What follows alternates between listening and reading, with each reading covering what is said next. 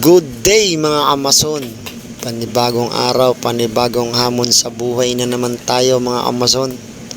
So ito nga pala yung inextrahan natin, pang 2 araw na nga pala tayo dyan mga Amazon. So nakabili na nga pala ako dyan ng rubber hammer. Rubber hammer nga yung ating ginagamit dyan kasi hindi ko malagyan ng damit yung ibabaw ng martilyo kasi sobrang nipis ng tiles niya Amazon. So bumili lang tayo ng rubber hammer dyan kasi nga sobrang sakit na ng kamay ko, napakasakit na, kakatok-tok nung unang araw natin na pagta-tiles dyan sa kanila. So isang buong bahay nga pala yan mga Amazon. So yun nga, tinotok-tok kung kasi nabasagan na naman ako dyan. Sobrang nipis talaga ng dahan-dahan lang yung tok-tok ko dyan sa tiles kasi napaka nipis niya. Kunting lang ng bato, maipit lang ng lang ng bato, konti lagitik na agad, talagang lumalagitik siya.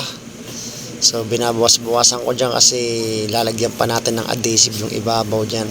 So nga pala yung halo natin dyan mga Amazon, yung dry pack yung ating halo kasi para maganda yung kapit niya. So yung ilalim yan ay may adhesive din, pinunasan ko rin ng adhesive yan para kapit na kapit niyan kasi makinis na yung flooring pinapahiran ko siya ng adhesive yung bago papatungan ko nung dry pack.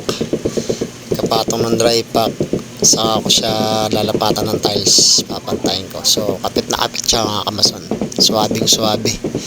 So yun lang mga Amazon, tara sa matapos nyo ang ating video, paki-like and share na rin pala mga Amazon. So tara, samahan nyo ako sa aking inextrahang pagta-tiles. Tara, let's go!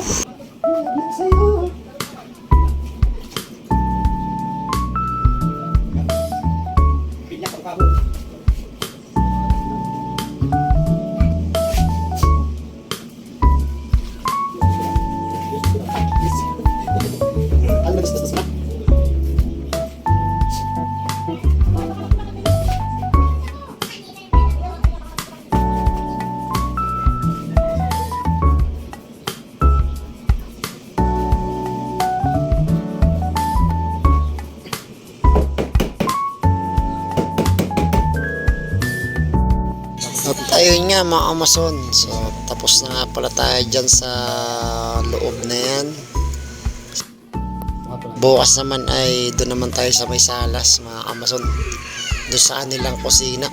Ayan, natapos na natin yan. So zero naman tayo dyan kasi nga ipapasok na yan, papasok na yung gamit nila dyan sa kwarto. So ayan, nakabit na nga pala natin si Roho. Ayan, so at hapon na rin, so pahinga na mga Amazon. Bukas naman, hindi ko na nga pala na-videoan yung ating si Roho dyan, yung paglagay ng si Roho kasi nga hindi ko na masyado na kasi lobat na, tsaka napupul na siya. So sana dumating tayo dito hanggang sa dulo. Maraming salamat, thank you for watching.